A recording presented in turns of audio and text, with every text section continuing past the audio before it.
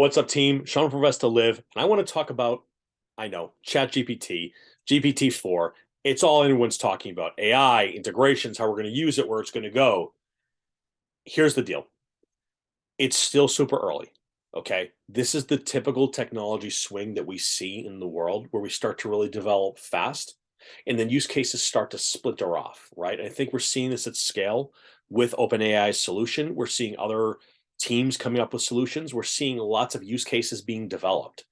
The real reason I want to throw this out there was because I think it's important to understand that a lot of this is optimization around what's already in the corporate world, that if you don't work in it, you may not be aware of how embedded a lot of these things already are. Chatbots, transcription services, phone transcription in real time, identification of contacts, best contacts within emails. All of this is already happening. It's already been happening for a long time, and AI, associated AI ML, in the way we go to market around these things has existed for a long time. What I do think is important to call out, though, is both as investors in the realm of technology, AI, and anything thereabouts, I think it's also important to take a look and step back and look at the factoring in and around jobs and the opportunities that are going to be there. In terms of how this can help, it's really a question that I'm looking at, and I'm looking at across a spectrum of potential stocks, right? And I'm saying to myself, not only who can necessarily leverage this, but how will they leverage it in a way to give them more margin? And I think that's the play that needs to be talked about and really driven into the minds of anyone who's thinking about leveraging this as part of their investment thesis.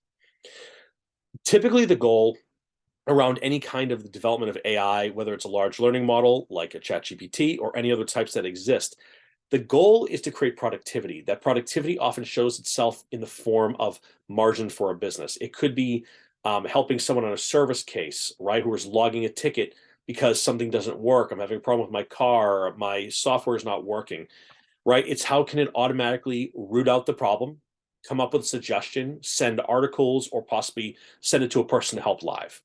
On the sales side, we're hearing about it a lot because we're understanding, like, look, a lot of the work can be automated, right? It can be sent all the way through the process of a cadence to generate leads. Those leads can automatically be followed up on and scored. Those scores can be delivered to a sales rep. Those products can automatically be negotiated, contracted. We can look at things like customer lifetime value, propensity to close, days to close, best next product. We already do all those things. I think the real big piece of what I'm looking to understand is not who is releasing the APIs, not who's releasing similar products, but really understanding how they're releasing those to help the bottom line of what folks who are using them will do. So I think we have to have our ears open for the next few months here to really understand at scale the impact of the installation, right? Does it replace headcount? I hope not, frankly, but it's a fair question. Does it resolve margin issues? Does it focus on high level margin? I want to give you a real example here. I talk to customers and clients all day long, and one of the areas that I really focus in a lot is intelligence in and around service centers, thinking in terms about customer success, customer service, the like.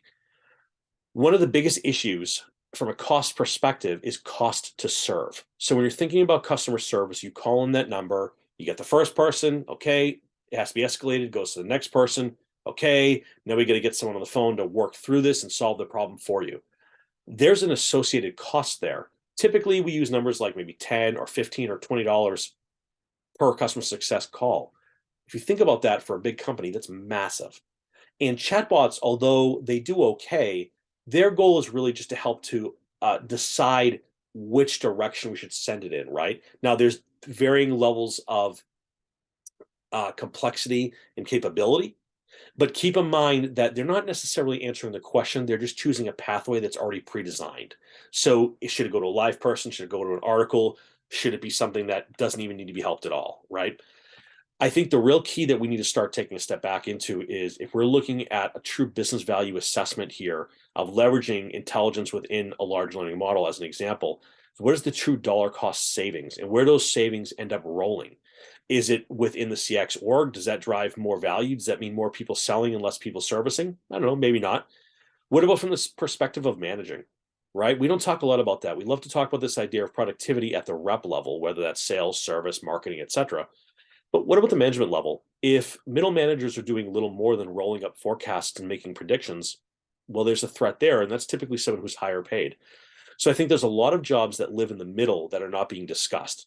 So what I really want to leave you with here is, as we sort of are stepping into this next generation of thinking about AI and how it will be deployed, both as a frontline solution, an operational solution, and then sort of a back office solution, I think we would all behoove ourselves to understand not only where it will integrate, what kind of cost reduction and productivity increases it will drive, and who is most likely to see the biggest benefit from those levers.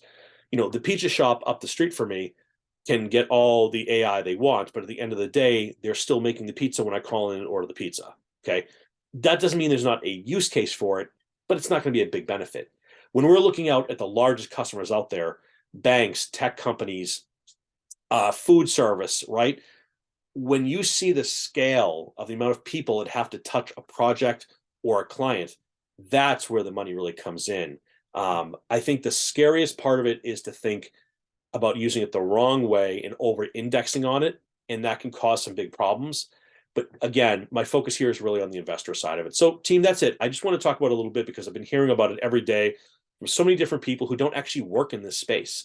And the problem is, if you're not in it day to day, seeing how AI is actually used every day, it's very easy to just think this is important, or think that's important, or explain why some random thing that doesn't matter to anybody is so cool to talk about.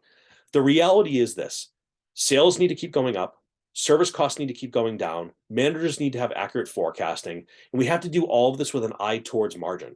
So this is where we need to look at the applications and the implications. And that's how I'm looking at a lot of my investing right now, is over the course of 5 or 10 years, what cost takeouts and opportunities are going to be here. So happy to go into more details, and we can even talk about different areas that I think this is going to be really interesting in. If it's of interest to you, let me know in the comments below. And team, thanks so much. Talk to you soon. Have a good one.